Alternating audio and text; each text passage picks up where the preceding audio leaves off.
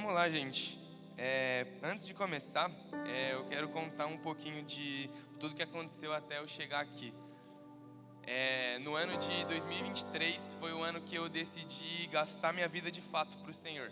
Foi o ano que eu resolvi me aproximar do Senhor e falar: cara, tá bom, esse ano daqui para frente eu realmente vou ser servo, realmente vou ser discípulo. E no ano de 2023, inclusive, a gente teve um Deeper, foi o último Deeper que teve na galera. Eu não tô cobrando ninguém, tá? Só falando. Que, mano, foi absurdo, foi insano. E ali foi como um start pra mim, sabe? Dali pra frente eu comecei a queimar pelo Senhor. Eu comecei a dedicar minha vida realmente pro Senhor. E então, com o passar do tempo eu descobri meus chamados ministeriais, etc. E tudo tem sido muito bom. Até que cerca de um ano atrás, mais ou menos, um pouquinho menos, acho que são 11 meses e alguma coisa, eu tava orando um dia, e aí o Senhor me entregou essa palavra. E eu falei: caraca, mano, que insano, velho, mano, palavra da hora, vou pregar. Aí eu falei: e aí, Deus, vou pregar logo, né? Muito louco. Não, um ano. E glória a Deus por isso. Talvez faça sentido para algumas pessoas, mas assim como eu falei no começo, se você é do GPA e tá querendo se apressar pra galera, vai devagar, cara. A palavra diz que há tempo para todas as coisas. E se hoje eu tô aqui é justamente por isso, porque, cara, se eu tivesse vindo naquela época não ia ser bom. Por que eu digo isso? Porque toda palavra que o Senhor nos entrega, creio eu que é algo que o Senhor quer tratar primeiro no nosso coração. Então foi aí um ano de um tratar gigantesco do Senhor no meu coração com essa palavra. Por quê? Porque, cara, eu queria pregar uma palavra que eu não vivia. E não que hoje eu seja, nossa, o maior cristão do mundo, meu Deus. Mas, não, cara, mas é uma palavra que de um ano pra cá o tratar do Senhor me ensinou a viver essa palavra. E me ensinou que é uma palavra que eu tenho que basear e gastar a minha vida sobre ela. Antes da gente começar de fato, eu quero orar com vocês, tá bom? Fechem seus olhos. Senhor, obrigado, Pai. Obrigado, Pai, porque pregar o Seu Evangelho é o maior privilégio que eu posso ter, Pai. Obrigado, Senhor. Jesus, obrigado pela vida de cada um que está aqui. Eu te louvo, Pai, eu te agradeço por cada uma dessas vidas, Pai. Eu peço para que o Senhor abra os nossos corações, Jesus, para que a Sua palavra entre, Pai, para que ela forme raízes no nosso coração e floresça, Jesus. Em nome de Jesus, Senhor Deus, eu peço para que o Senhor tire de mim, Pai, toda a glória, Pai, porque não existe glória alguma que possa ser dada para alguém além do Senhor, Pai. Em nome do Senhor Jesus, Pai, fala conosco, abre os nossos olhos, Pai, abre os nossos ouvidos para ouvir de fato o que o Senhor quer falar conosco, Pai. Assim oramos em nome de Jesus, amém. Amém, amém, glória a Deus. Vamos lá então. Se alguém estiver anotando, não sei, mas já vou falar qual que é o tema da palavra. Gente, algo central na palavra do Senhor, quando nós vamos lê-la e quando a gente passa a estudar ela e entender de fato, é que a palavra aponta para algo. A palavra aponta para o fato de que Jesus tem que ser o centro da sua vida. Se você está lendo a Bíblia e não descobriu isso, você está lendo de olho fechado, não é possível. Mas, cara, Jesus tem que ser o centro da sua vida. Jesus tem que ser o centro da sua vida. E se eu estiver te falando isso aqui, eu tenho certeza que para 90% não é novidade alguma. Você vem em algum culto, o Lori vem, o Lori ora e na palavra dele vai dizer sim que Jesus é o centro da sua vida. Se você for ouvir a palavra de outras pessoas, elas vão dizer que Jesus tem que ser o centro da sua vida.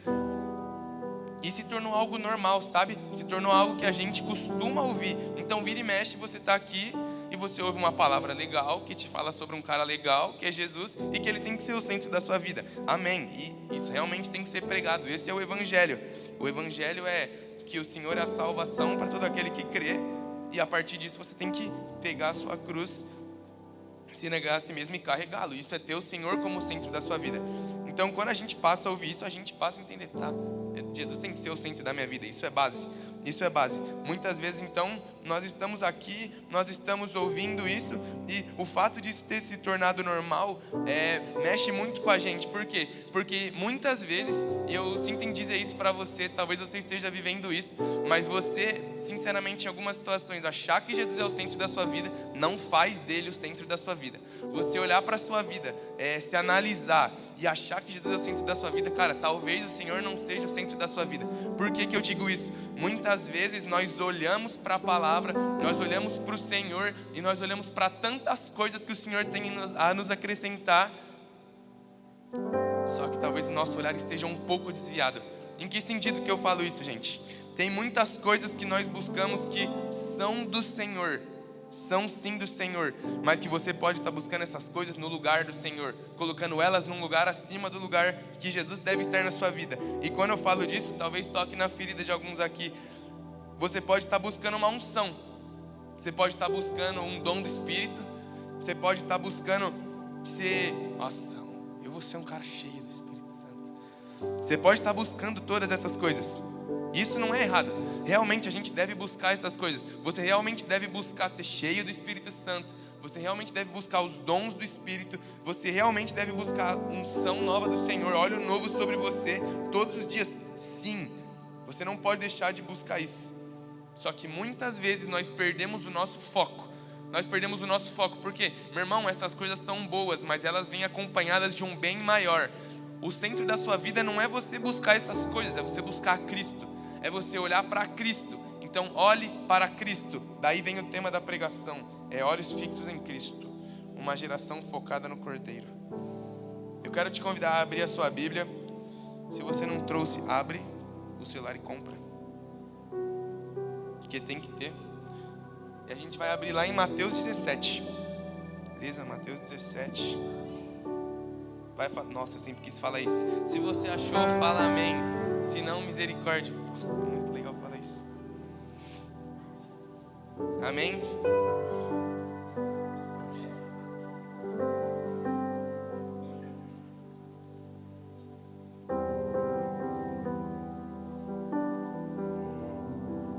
Amém, vamos lá. Mateus 17, a partir do 1. 6 dias depois, Jesus tomou consigo Pedro, Tiago e João, irmão de Tiago, e os levou em particular a um alto monte. Ali ele foi transfigurado diante deles. Sua face brilhou como o sol, e suas roupas se tornaram brancas como a luz. Naquele mesmo momento, apareceram diante deles Moisés e Elias, conversando com Jesus. Então Pedro disse a Jesus: Senhor, é bom estarmos aqui.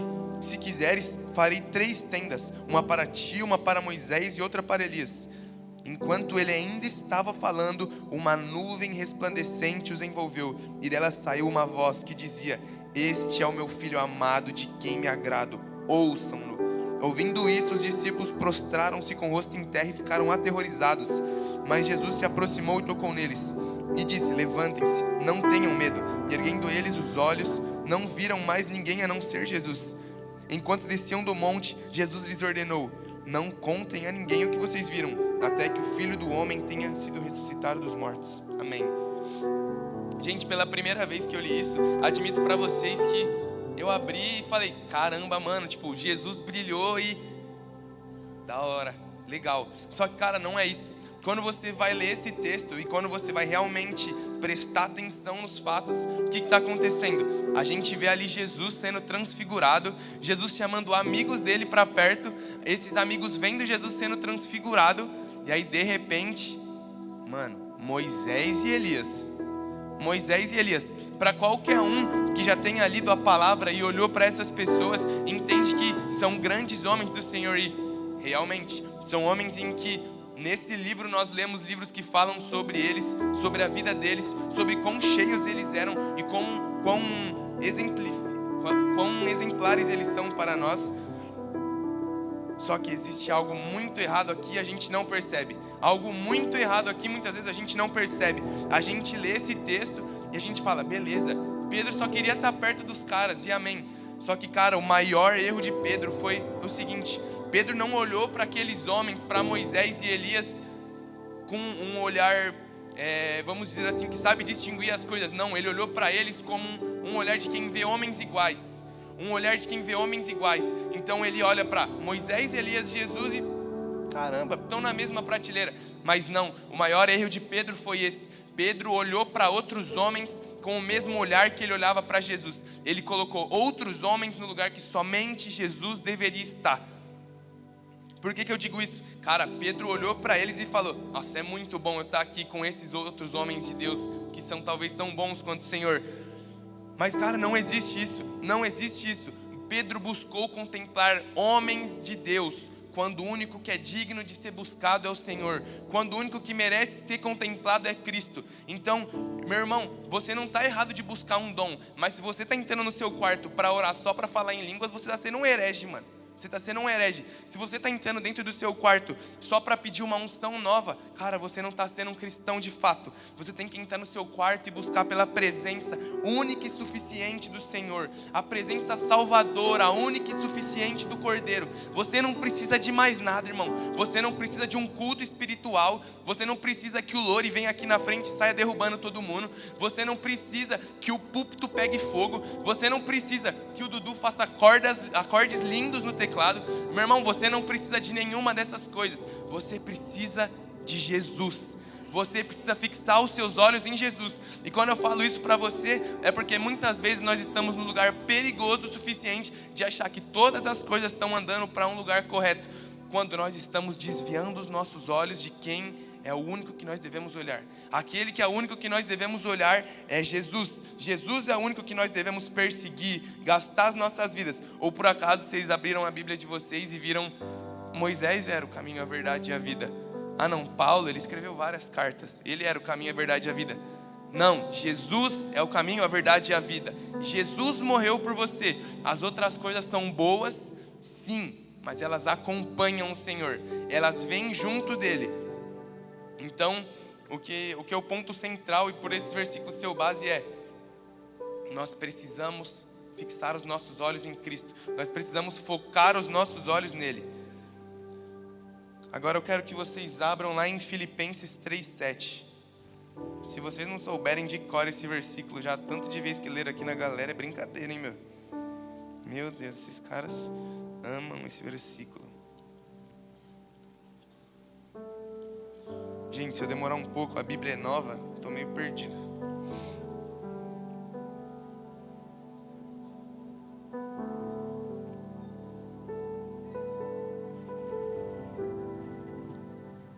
Amém. Todo mundo achou? Misericórdia.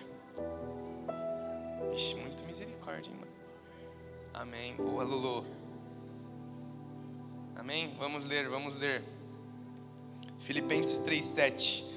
Mas o que para mim era lucro, passei a considerar como perda por causa de Cristo. Mais do que isso, considero tudo como perda, comparado com a suprema grandeza do conhecimento de Cristo Jesus, meu Senhor, por quem perdi todas as coisas. Eu as considero como esterco para poder ganhar a Cristo e ser encontrado nele, não tendo a minha própria justiça que procede da lei, mas a que vem mediante a fé em Cristo, a justiça que procede de Deus e se baseia na fé. Eu quero conhecer a Cristo, o poder da sua ressurreição e a participação em seus sofrimentos, tornando-me como ele em sua morte, para de alguma forma alcançar a ressurreição dentre os mortos. Amém. Amém, gente. Quando nós abrimos esse texto, eu vou dar uma breve contextualizada para vocês. Quando a gente vai dar eu dei uma breve estudada sobre com que idade que Paulo estava, mais ou menos, quando ele escreveu a carta de Filipenses. E ele escreveu mais ou menos com 55 anos, em torno de 55. Paulo morreu com 62. E a gente olha para Paulo. Misericórdia. A gente olha para Paulo e a gente vê um homem que, trazendo para o nosso contexto, para os dias de hoje, Paulo era um serial killer de crente. Paulo era um cara que olhava para os crentes e matava eles. Então ele é um serial killer de crente. Só que então ele foi encontrado. Ele foi encontrado pelo Senhor. Ele foi encontrado por Cristo. E aí nós vemos um Paulo que passou a gastar a sua vida aos pés dele. Então, quando a gente vê que ele começou a considerar tudo como esterco para conhecer a Cristo, cara, ele parou de matar cristãos. Cara, ele parou de olhar para os próprios prazeres dele. Cara, ele parou de olhar até mesmo para o próprio luxo dele. Paulo, ele com certeza vivia numa realidade acima do que as pessoas, do que os cristãos que ele perseguia. E ele largou todas essas coisas para conhecer o Senhor, para ser encontrado no Senhor. Ele considerou todas essas coisas como esterco. Nós vemos na Bíblia que Filipenses é chamada a carta mais feliz da Bíblia, é a carta da felicidade. E nós vemos Paulo preso. Paulo preso escreveu a carta da felicidade. Por que ele estava feliz? Meu irmão, vamos ser racional um minutinho. Por que Paulo estava feliz?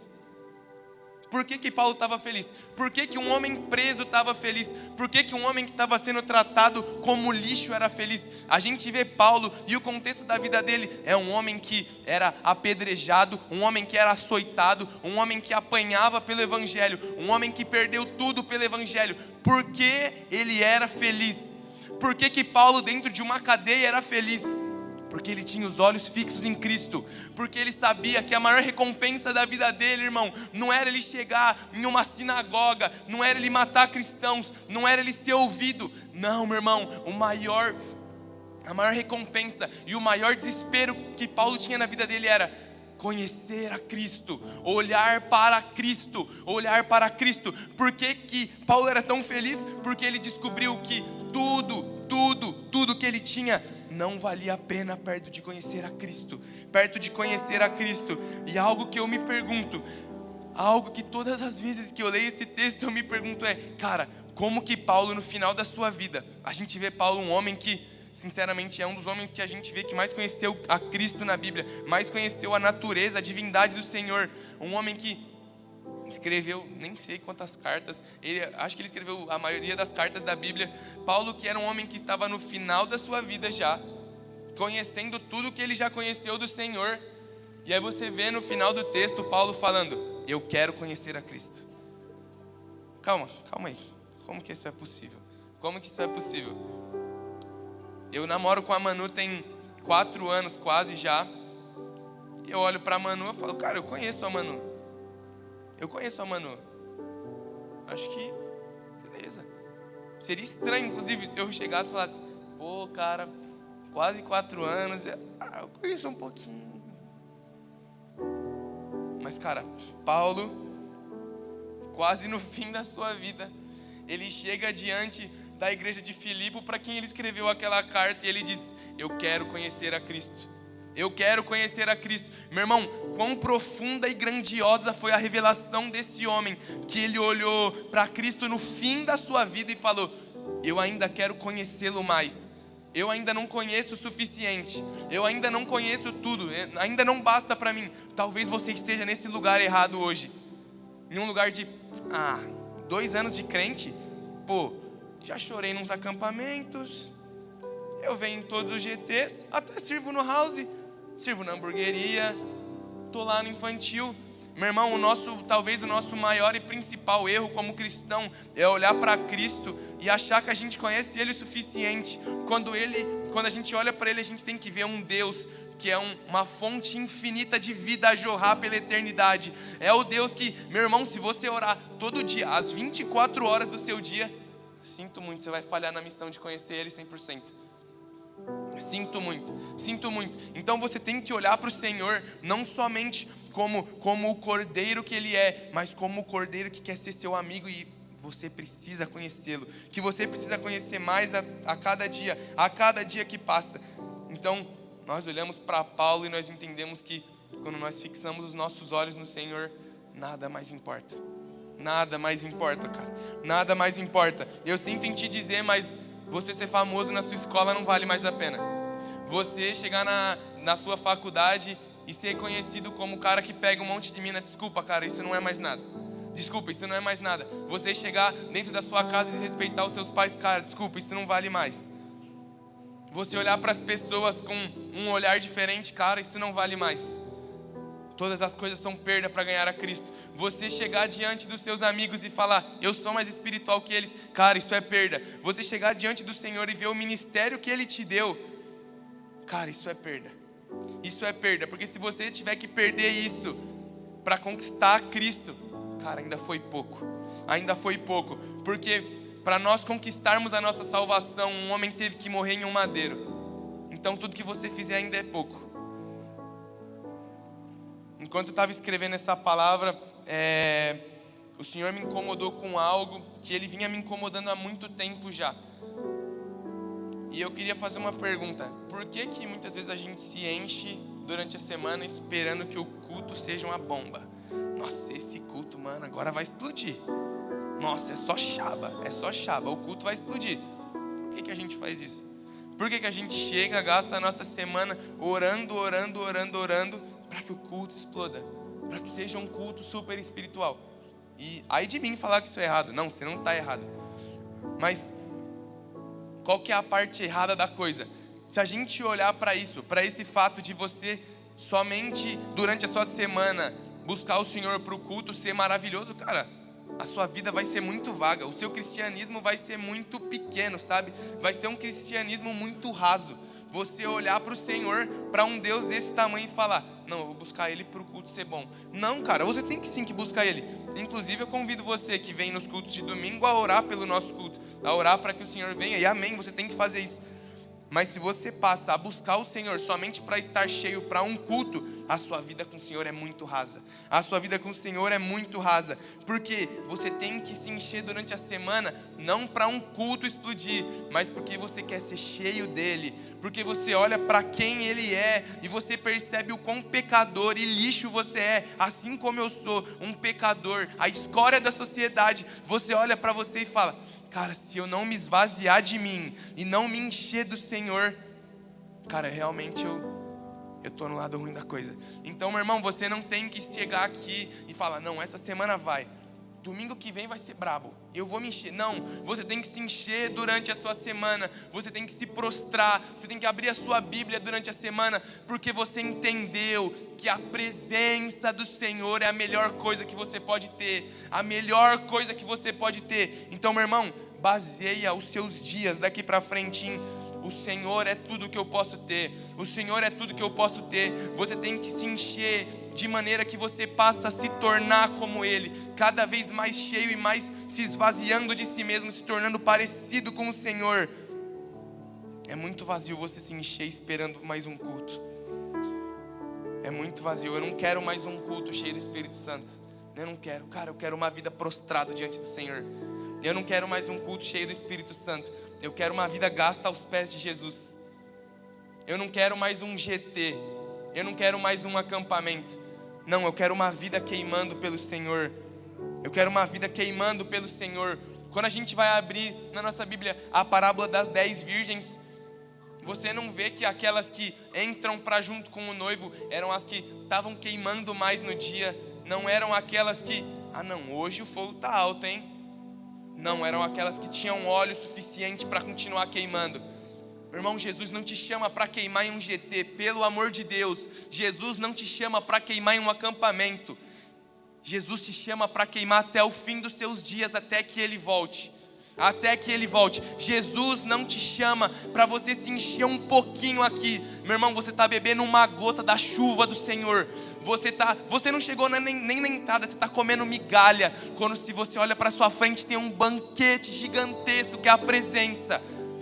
Você está se enchendo muito pouco. Você está pegando o quão grandioso o Senhor é, tudo que Ele é, o maravilhoso conselheiro, o príncipe da paz, o alfa e o ômega. Você está pegando o Deus invisível, o Deus eterno, imutável, e está reduzindo Ele a um certo período de tempo. Você está reduzindo o seu Senhor a um culto. Pelo amor de Deus, vamos nos tornar cristãos maduros o suficiente para entender pelo menos isso. O Senhor não é um Deus para se buscar um dia. O Senhor é um Deus para perder e gastar uma vida inteira. Acorda, irmão, acorda. Como você quer ser um cristão que queima pelo Senhor, se você não consegue vir aqui e passar a sua semana sem depender de um domingo? Pelo amor de Deus, a gente precisa queimar pelo Senhor. O que você precisa não é de um culto cheio do Espírito Santo somente. Você precisa de uma vida gasta aos pés do Senhor. Existe algo que certa vez o Senhor me incomodou. Isso levou meu coração para um lugar muito mais próximo do Senhor. no acampamento de 2023. Quem estava aqui no acampamento de 2023? Mano, esse acampamento foi louco, hein? Foi da hora. O Nick Moretti, que é um cara que muita gente que gosta muito, eu gosto muito inclusive dele, ele foi pregar lá. E a Bruna também foi. E aí a gente tava lá no acampamento e, mano, o primeiro dia que foi o culto que eles foram pregar, assim, cara, foi absurdo. Foi absurdo. Igual naquela música Eu Navegarei, mano, a gente tava nadando no oceano do Espírito, se banhando de óleo. Tava absurdo. Aí foi passando os dias, acabou o acampamento. E eu tenho certeza que esse foi um acampamento que levou a gente para um lugar muito mais próximo do Senhor. E aí quando acabou, qual que foi a pergunta mágica que eu fiz? Será que eu perguntei, caramba, quando vem o próximo pra gente queimar mais? Quando que a gente vai continuar queimando assim? Não, fui lá e perguntei, caramba, mano, será que o Nick Moretti vem no próximo? Será que ele vem? Putz, ele prega bem pra caramba, né? Ele dá umas tremidas assim, dá umas giradas. Mano, esse cara é cheio de Espírito Santo. Cara, como eu era infantil, como eu era um cristão frágil e fraco. Meu irmão, o que você precisa não é de um pregador mais espiritual. Que você não precisa que o Nick Moretti venha e ore por você. Você não precisa de uma palavra do Nick Moretti. Você, menina, não precisa que a Bruna Moretti venha e ore por você. Cara, você não precisa de uma música do Alessandro Vilas Boas para queimar. Não, cara, você não precisa que o Lori pegue o microfone e faça um apelo. Você não precisa que o Lucas repita mais uma vez me ama. Não, vamos lá, gente, somos sua herança, essa parte é do fogo, essa parte dá para rodar. Não, mano, você não precisa disso. O que você precisa é de Jesus. Quando que nós vamos, enfim, entender isso? Que nós temos que buscar o Senhor e somente Ele. Não é que essas coisas não sejam boas, elas são ótimas. É ótimo ter aqui no nosso meio irmãos que são cheios do Espírito Santo. É ótimo a gente cantar canções que sim, nasceram no coração do Senhor. Essas coisas são ótimas, mas cara, Jesus tem que ser o centro. Jesus tem que ser o centro. É Ele que é a pedra angular. Não, a palavra não fala, olha, tem Jesus, mas tem o Nick Moretti também, que ele é a pedra angular. Não, Jesus é a pedra angular. Ele é o centro, Ele é o cabeça da igreja, Ele é o todo. Todo o resto é secundário. É secundário. De nada vale nenhuma dessas coisas se elas não vierem acompanhadas da presença do Senhor. De nada vale. Meu irmão, de nada vale nenhuma dessas coisas. Se você não puder buscar a presença do Senhor, cara, essas coisas não valem de nada. Essas coisas não valem de nada.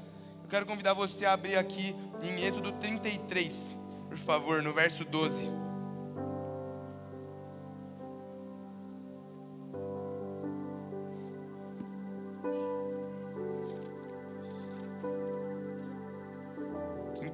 Verso 12.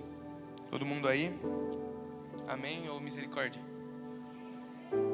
É isso, gente. Êxodo, gente, tá ali, ó. Gênesis, Êxodo. Segundo. Foi aí? 33, verso 12. Pode ler? Moisés diante da glória de Deus.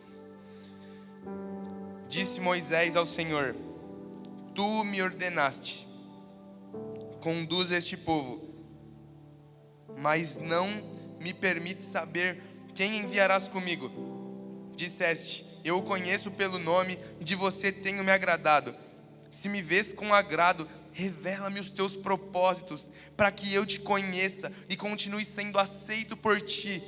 Lembra-te de que esta nação é teu povo. Respondeu o Senhor: Eu mesmo o acompanharei e lhe darei descanso. Então Moisés lhe declarou: Se não fores conosco, não nos envies. Como se saberá que eu e o teu povo podemos contar com o teu favor se não nos acompanhares? Quem mais poderá distinguir a mim e ao teu povo de todos os demais povos da terra? O Senhor disse a Moisés: Farei o que me pede, porque tenho me agradado de você e o conheço pelo nome. Então disse Moisés: Peço-te que me mostres a tua glória. Amém. Gente, o contexto aqui é: Moisés tinha subido no monte uns capítulos atrás, e ele estava demorando um pouco. o povo tinha um pouco de pressa, o homem não podia orar, tinha cronômetro. Então Moisés subiu lá, Moisés ficou um tempo orando e o povo não aguentou toda essa espera. Então eles fizeram um bezerro de ouro. O Senhor então ficou irado com o povo, o Senhor ficou muito bravo com o povo. E ele fala: cara, eu não vou mais com vocês para a terra prometida. Eu vou mandar um anjo no meu lugar, mas eu não vou mais com vocês na terra prometida. Então Moisés chega no alto do monte e ele diz isso aqui. Ele fala: Senhor, se o Senhor não for conosco, nós não iremos. Então o Senhor mantém a promessa, o Senhor mantém a promessa. Só que, cara, é impressionante a gente olhar para Moisés e a gente perceber isso. Cara, Moisés entendeu a coisa mais importante. A coisa mais importante da vida dele não é que ele venceria batalhas. A coisa mais importante da vida dele não é que a nuvem do Senhor estaria acompanhando eles durante o dia. Não é que, cara, as pessoas olhavam para ele e falavam: nossa, Moisés, você é um líder absurdo. Não, cara. Ele entendeu que a presença do Senhor era tudo o que ele precisava.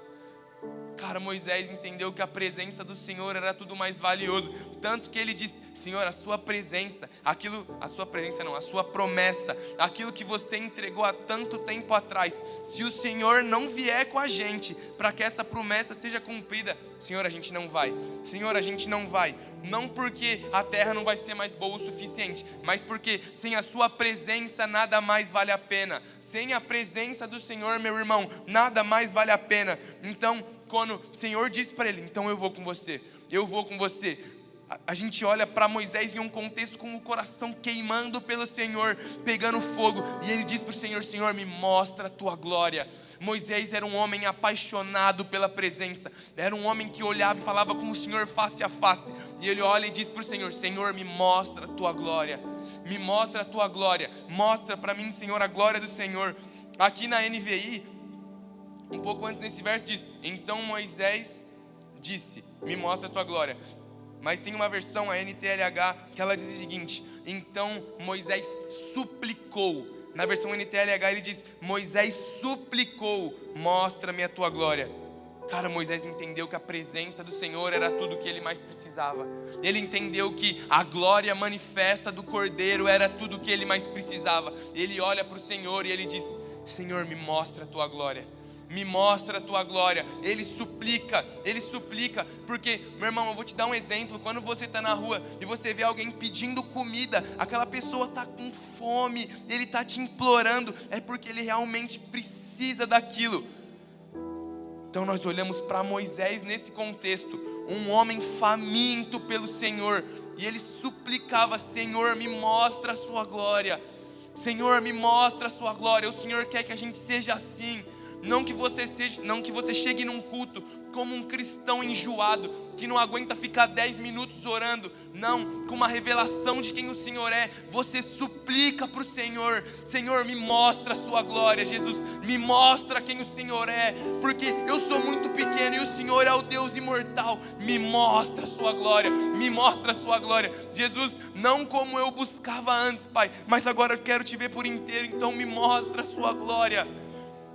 O Senhor quer que a gente entenda que o Senhor é tudo que nós mais precisamos. Tudo que nós mais precisamos. Você precisa de uma vida para Cristo, meu irmão. Você precisa de uma vida baseada na palavra. Você precisa de uma vida baseada na palavra. Nós vivemos em uma geração muito negligente com relação à palavra, que abre ela, só essa parte, só esse finalzinho aqui que a gente lê, Mateus para frente. O resto, não, nem se aplica para hoje, pô, tá difícil de entender. Ai, sacrifício, leva cordeiro sem defeito, sei lá o que é isso. Não, meu irmão, vai ler a Bíblia. Cara, vai basear os seus dias nessa palavra. Quando nós vamos ler João 1, a palavra diz que ele era o verbo, e o verbo se fez carne. Meu irmão, Jesus não sabia somente a Bíblia, ele era a própria Bíblia encarnada, em carne e osso, ele era a própria Bíblia, ele era o verbo que se fez carne e habitou no nosso meio. Então tudo que você tem aqui, meu irmão, não é só para você olhar e achar que é um bando de palavras, não, é a própria vida do Cristo, escrita em letras para você ler e basear os seus dias. Se apaixone por esse livro, se apaixone pelo que está escrito aqui e gaste os seus dias lendo esse livro. Gaste tudo que você tem lendo esse livro. Foi domingo passado que o Lix pregou? Foi? Domingo passado o Lucas pregou. Meu Deus, eu ri muito naquela pregação. E ele falou sobre namoro, né? Nossa, a gente quer namorar. E isso sempre é algo que vem à tona aqui na galera, né? E quando a gente estava no meio daquela pregação, eu lembrei de umas conversas que eu tive com o Eric há muito tempo atrás. E é algo que o Eric sempre fala. Algo que ele sempre falou pra mim é: cara, você só pode estar com uma mulher que te faça te apaixonar mais por Jesus. Uma mulher que seja tão próxima dele que faz você se achar descrente. Cara, quando eu olho pra Manu, às vezes eu acho que eu sou um herege, mano. Porque, cara, às vezes eu tô lá e a gente vai se ligar e... Nossa, amor, mano, hoje o Espírito Santo me pegou aqui, velho. Tava orando, mano, nossa, foi louco. E eu li a Bíblia e foi um absurdo. E aí ela começa a falar, ela abre a boca, aí ela fala: nossa, amor, glória a Deus. Hoje também, eu tava aqui em casa, eu li a Bíblia, aí eu tava indo pra faculdade, eu tô lendo outra, né? Porque, tipo assim, pô, tem que ler, né? Então, tipo, eu tô aqui em casa, aí eu tô lendo tal parte. Mas aí eu tô indo pra faculdade, aí eu tô lendo outra Bíblia de tal parte. Cara, tá sendo muito bom. Aí ela vai lá e me solta: pô, mas eu preciso ler mais, né? A gente precisa ler mais. Pô, Cristo, a gente tem que conhecer mais do Senhor. Eu acho que eu tô lendo um pouco. Então, cara, algo que o Senhor sempre traz à tona é: cara, sempre existe mais do Senhor. E pelo amor de Deus, tá? Se você tá querendo namorar, procura uma pessoa assim para namorar, cara. Procura uma pessoa que não se amolda aos padrões desse mundo. Procura uma pessoa que vai amar a palavra mais do que você. Procura uma palavra que olha para esse livro e fala: cara, essa pessoa é boa, mas isso aqui é muito melhor. Procure uma pessoa que faz essa distinção: Escrituras, Senhor e você. Procure uma pessoa apaixonada pelo Senhor. Dito isso, você precisa de uma vida de oração.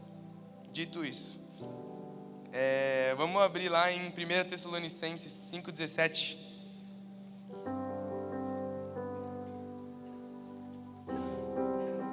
Se vocês demorarem é porque vocês não estão tendo vida lendo a palavra. Joguei a bomba, hein?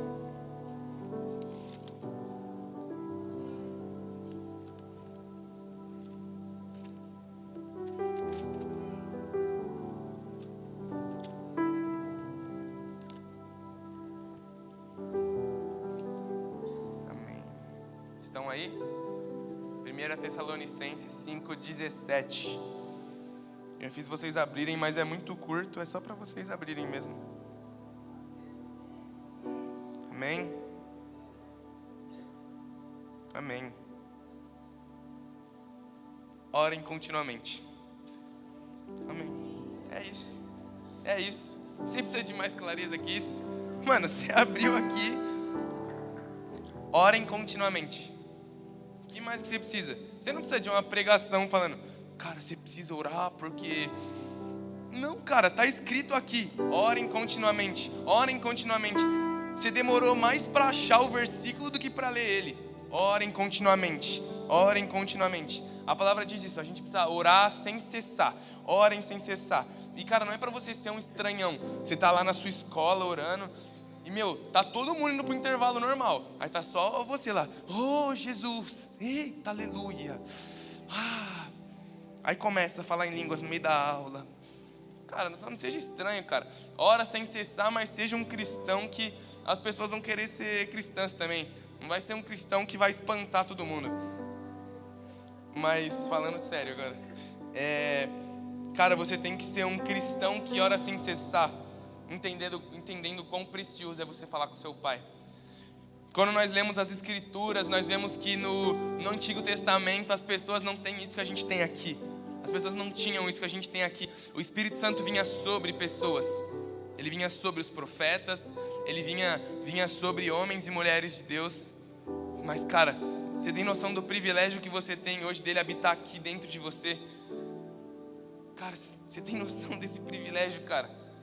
Cara, o Senhor não é um Deus distante. Ele é um Deus que mora dentro do seu coração. Você precisa entender o quão precioso é você ter comunhão com o seu Pai. Nós vivemos em uma geração onde homens não querem mais ser homens, não querem mais ser pais de família. São homens o suficiente para levar uma menina para a cama, mas não para serem pais. E isso acaba com aquilo que Deus é. O homem tem estragado a imagem do Senhor perante a sociedade, porque nós vemos na sociedade homens bananas, que acham que homem é o cara que vai para a cama com a mina, não é o cara que é um pai de verdade, um pai que reflete aquilo que o Senhor é. Então a gente acaba perdendo isso. Só que você tem que entender, cara, que Ele é o seu pai. E alguém que tem um pai, ama passar tempo com seu pai. Cara, eu amo falar com meu pai, velho. Meu pai é muito da hora. Eu amo passar tempo com meu pai. Cara, o Senhor é o seu pai. O Senhor é o seu pai. Mas o seu pai, Ele está trabalhando o dia inteiro, mas Ele está dentro de você também. O meu pai sai para trabalhar. Infelizmente a vida não nasce e ganha, né? Mas eu não posso falar o dia inteiro com meu pai, cara. Eu não posso passar o dia inteiro com meu pai. Mas o meu Pai Celestial, eu posso falar com Ele o dia inteiro, cara. Ele está dentro do meu coração. E quando eu abro a minha boca e eu falo, Senhor, cara, você não precisa de uma oração especial. Você não precisa de um gesto mega especial. Cara, quando você abre a sua boca e chama por Ele, Ele já está aqui. Ele já está aqui. Ele já está aqui. A presença já está aqui. Então você não precisa se esforçar para isso. Você não precisa fazer um showzinho. Você não precisa, fazer força para isso. Não é por força, não é por violência alguma, é pelo Espírito Santo de Deus. Então, cara, gaste tempo com o seu pai, gaste tempo com o Senhor, gaste tempo orando. E muitas vezes a gente acha que a gente não tem tempo. Pelo amor de Deus, como você não tem tempo? Não é papo de coach de, olha, todo mundo tem 24 horas, eu durmo 4 e muito trabalho, né? Não, cara, vai passar tempo com Deus. Meu Deus, desinstala o TikTok, mano. Aplicativo do diabo, você sabe que só tem coisa ruim nesse aplicativo. Pelo amor de Deus, cara. Pelo amor de Deus. Cara, eu sigo uma página lá de jiu-jitsu. Mano, os caras falam só sobre jiu-jitsu. Cadê o Samuel? Cadê o Samuel? O Samuel que foi que me mandou os caras. Antes eu só criticava, é muito da hora. Eles falam da dieta da roça, um monte de coisa. Meu, os caras lutam jiu-jitsu, são cristãos, assim, mano, da hora. Aí eu abro um vídeo do cara e ele fala, gente, então, infelizmente estão querendo sujar a nossa arte. Aqui no TikTok está surgindo uma comunidade que usa do jiu-jitsu para se sexualizar. Nossa, olha que linda a comunidade que você segue, gente. Ai, como eu amo o TikTok, meu Deus. Meu irmão, desinstala isso aí em nome de Jesus, pelo amor de Deus, cara. Vai orar um pouco. Você acha que você não tem tempo, mas você está com o seu celular aberto aqui, você piscou, agora são 9h16, piscou no TikTok, meu Deus, 10h30 eu tenho que orar, dormir, ler a palavra, ao contrário, né? Orar, ler a palavra, dormir, ai, Jesus, hoje não vai dar tempo, mas amanhã, mano, amanhã é só um CLT de TikTok, é só 8 horinhas só e a gente ora 5 minutos. Então, pelo amor de Deus, cara, vai gastar a sua vida para orar, velho. Vai gastar a sua vida para orar. Leia a palavra, medite na palavra. Tenha uma vida de oração. Jesus é muito claro, cara. Se você não leu, eu não vou abrir de novo, porque senão vocês vão ficar rindo aí. Mas Jesus fala, entre no seu quarto em secreto. Jesus não está usando uma parábola nesse momento. No Sermão do Monte, Jesus é muito claro. Ele fala, cara, entre no seu quarto que está em secreto, e o seu pai que te vê em secreto recompensará. Por que que ele critica tanto os fariseus? Por que que ele critica tanto aqueles homens que iam nas praças orar? Porque a recompensa daqueles homens era um elogio, era alguém olhar para eles e falar, crente, está orando. Não, meu irmão, a sua recompensa é quando você entra no seu quarto em secreto e você recebe aquilo que é do Senhor. Cara, é quando você entra dentro do seu quarto e você percebe a presença manifesta de Jesus. Isso é recompensa de verdade, meu irmão. Não é alguém batendo palma para você e falando que você é crente, falando que você é bom o suficiente. Não, meu irmão, a sua recompensa tem que estar dentro do seu quarto em secreto. E aquele que te vê em secreto recompensará. Quando nós falamos de oração,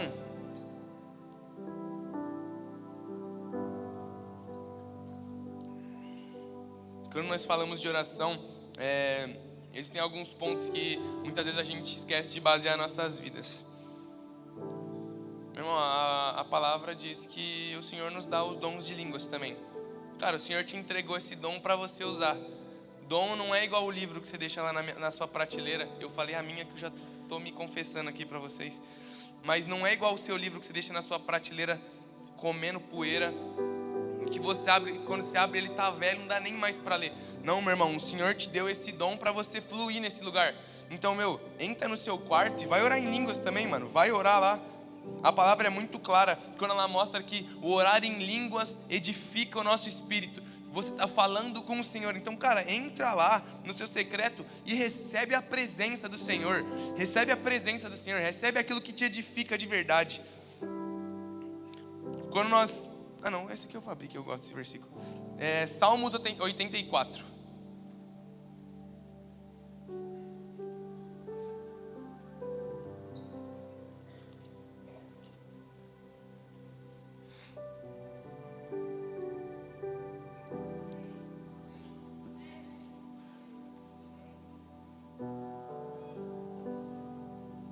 Amém. Vamos lá. Como é agradável o lugar da tua habitação, Senhor dos exércitos. A minha alma nela e até desfalece pelos atos do Senhor. O meu coração e o meu corpo cantam de alegria ao Deus vivo. Até o pardal achou um lar, e a andorinha um ninho para si, para abrigar os seus filhotes, um lugar perto do teu altar, Senhor dos exércitos. Meu rei e meu Deus, como são felizes os que habitam em tua casa e louvam-te sem cessar. Agora pula para o 10, por favor. Pula para o 10. Melhor é um dia nos teus átrios do que 1000 em outro lugar. Eu prefiro ficar à porta da casa do meu Deus a habitar nas tendas dos ímpios. Glória a Deus. Glória a Deus. Quando nós abrimos isso aqui, cara, nós vemos que Davi era um cara apaixonado. Não é à toa que ele era o homem segundo o coração do Senhor. Um homem apaixonado. Um homem que entendeu que, cara, se ele vivesse 1000 dias e somente um dia, cara, faz as contas aí, é 1 milésimo, meu irmão, da sua vida. Um dia entre 1000 na casa do Senhor. Ele diz, cara, nossa, esse um dia na casa do Senhor vale mais que qualquer outros 1000 em outro lugar. Vale mais que outros 1000 em qualquer outro lugar. Meu irmão, a palavra diz, e você replique isso para a sua vida: o prazer está na presença e no lugar da habitação do Senhor, cara. Tá, quando você entra na presença do Senhor e é completamente transformado, é completamente mudado pela presença do Senhor. Cara, esse é o lugar que tem que te fazer viver, que tem que te fazer basear os seus dias. É entrar nesse lugar e ser plenamente satisfeito no Senhor. O Senhor é o Deus que nos satisfaz por completo. Você não precisa sair ficando com um monte de gente. Você não precisa se encher de droga. Você não precisa beber, fumar. Você não precisa abrir aquele site que você só abre de madrugada. Você não precisa, cara. A presença do Senhor é o que nos faz completamente satisfeitos. Completamente satisfeitos. E eu vou te dizer algo, meu irmão, eu vou te dizer algo. Se você está buscando satisfação em todos esses outros lugares, eu sinto em te dizer, mas você ainda não aprendeu a buscar aquele que te satisfaz de verdade. Eu sinto muito em te dizer, mas se você acha que, cara, eu não consigo parar de abrir aquele site, como que está a sua vida com o Senhor? Você tem buscado aquele que te satisfaz? Você tem buscado aquele que te satisfaz? Ah, cara, eu não consigo ir para uma festa e não tomar uma, não ficar com umas minas. Cara, pelo amor de Deus, você não sabe buscar aquele que te satisfaz de verdade. Você não sabe entrar nesse lugar, porque quando nós entramos na presença do Senhor, nós somos constrangidos por tamanha satisfação da presença do Senhor dentro da gente. Você não precisa ir para outros lugares. Existe uma canção maravilhosa que diz: eu já estive em outros lugares, mas não há lugar melhor. Não existe lugar melhor. Meu irmão, você pode procurar em todo e qualquer lugar, mas o lugar da habitação do Senhor é o melhor lugar para se viver. É o único lugar que te faz satisfeito. Meu irmão, você precisa de uma vida de jejum. Eu tenho sido muito constrangido ultimamente com isso, porque eu fui uma pessoa que durante muito tempo negligenciei esse lugar. Um lugar de jejum, um lugar de, cara, você precisa jejuar. Você precisa jejuar. E aí, quando eu entrei no Pockets lá na minha faculdade, a menina que é líder nossa lá, a Ana, ela falou assim: ó, gente, e todas as vezes que a gente for ter o culto aqui do Pockets, é para todo mundo jejuar, viu? Eu falei, amém. Eu jejuei umas 3 vezes, mas vamos embora, né? Meu irmão, você precisa jejuar. Você precisa estar nesse lugar. Infelizmente o jejum é algo muito deixado de lado nos nossos dias. Mas o jejum é um lugar que tem que ser praticado e é tão essencial contra as outras práticas. Então, é tão essencial sim quanto você ler a Bíblia, quanto você orar, cara, você precisa também fazer jejum. Você precisa entrar nesse lugar. Porque, posso te falar algo, cara? A gente é muito superficial olhando para o jejum. Jejum é muito mais do que você ficar sem comer, mano. Muito mais. O jejum é muito mais do que você ficar sem comer, cara. O jejum é você abrir mão de uma necessidade carnal sua. Abrir mão de algo que o seu corpo precisa, para abrir espaço para se encher de um alimento espiritual. É você abrir mão daquilo que seu corpo está querendo, para você deixar entrar aquilo que o seu espírito está querendo. É sobre ser cheio do Espírito. Você precisa viver essa vida, meu irmão. Você precisa viver essa vida, meu irmão.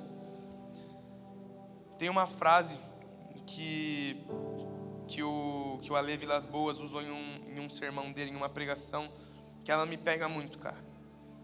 E é a seguinte frase: todo mundo quer o sermão, mas nem todo mundo quer a vida. Todo mundo quer a pregação, todo mundo quer ouvir a pregação, mas nem todo mundo quer a vida. Nem todo mundo quer viver a vida que o sermão está dizendo. Cara, a gente se preocupa muito, né, em falar aquilo que o Senhor falou. A gente se preocupa muito em falar aquilo que o próprio Cristo falou. Mas a gente se esquece muitas vezes de viver como Ele viveu. Alguém que tem os olhos fixos no Senhor é alguém que vive como Cristo viveu. Então, meu irmão, não existe espaço para você ser mais um egocêntrico dentro da sua escola. Não existe mais espaço para você ser um mal educado, um mimado. Não, meu irmão, você tem que viver como Cristo viveu. O Cristo manso e humilde de coração. Manso e humilde, baseie a sua vida nisso. Viva como o Senhor, manso e humilde de coração.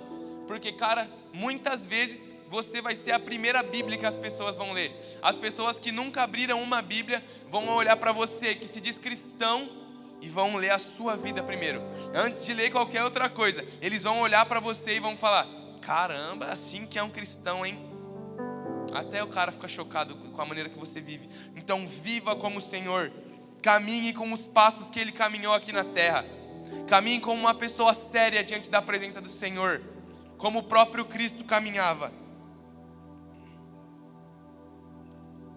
O Senhor mandou Jesus como cordeiro, mas Ele também mandou Jesus como um exemplo para a gente.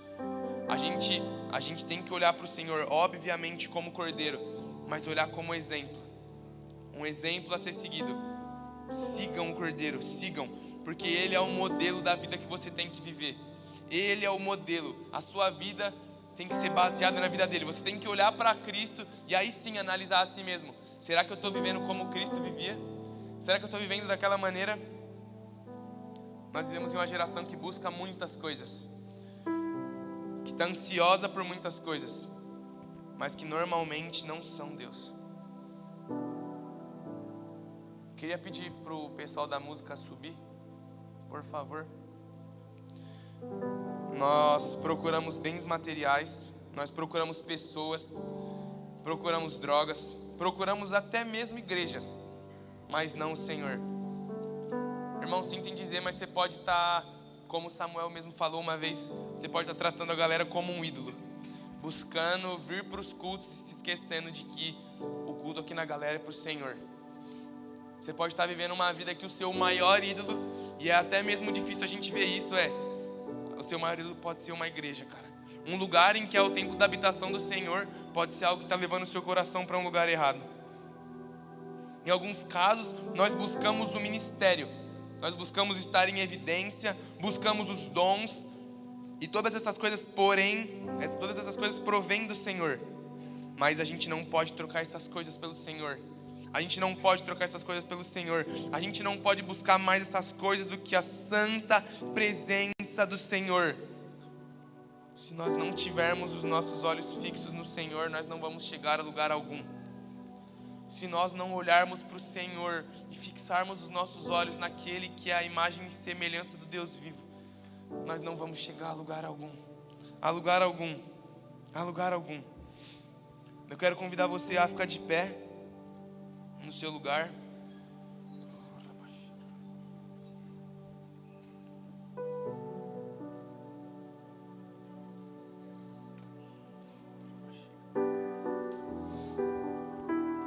Nesse momento eu eu quero convidar vocês a fecharem os seus olhos. Você não precisa vir aqui na frente, mas você precisa tomar isso. Você e o Senhor. Você e o Senhor. Você e o Senhor. Se você é uma pessoa que ouviu essa mensagem e entendeu que você precisa fixar os seus olhos no Senhor, cara, tem um passo que você precisa tomar nessa noite. Existe algo que você precisa fazer nessa noite. Talvez até um passo físico, talvez até reflita isso. Mas o que você precisa hoje é olhar para o Senhor e falar: Jesus, o Senhor é tudo que eu mereço, tudo que eu não mereço. O Senhor é tudo que eu não mereço de maneira alguma, que eu sou indigno. Mas o Senhor é tudo que eu quero, tudo que eu mais quero na minha vida, Senhor. Eu quero te convidar nesse momento se você foi constrangido por essa palavra, aí no seu lugar mesmo, que você se conecte com o Senhor, que você diga para Ele e se coloque no seu lugar, se mostre para o Senhor como o pecador que você é. Senhor, mostra, Pai, mostra, Jesus, o lugar que nós precisamos chegar, Senhor. Nós queremos ter os nossos olhos fixos no Senhor e em nenhum outro lugar, Pai. Jesus, nós queremos sim dons do Senhor, Jesus. Sim, Jesus, nós queremos, Pai. Nós queremos sim, Senhor, uma unção nova do Senhor. Nós queremos, Jesus. Sim, Jesus, nós queremos essas coisas, mas nós de maneira alguma trocaremos a presença do Senhor para buscar outras coisas que não são o Senhor. Jesus, derrama sobre nós um espírito faminto pelo Senhor, um espírito necessitado pela sua presença, um espírito necessitado por ser como o Senhor é, Jesus. Em nome de Jesus, Pai, eu oro para que o Senhor transforme o nosso coração, traz uma metanoia ao nosso coração, Senhor. Nós não precisamos, Jesus, de mais um culto onde nós viemos à frente e choramos. Nós precisamos de um culto onde nossos corações são transformados. Nós precisamos de um culto que nos mova, Pai, para um lugar mais perto do Seu trono, Jesus. Nos leva para esse lugar, Senhor. Nos leva, Jesus.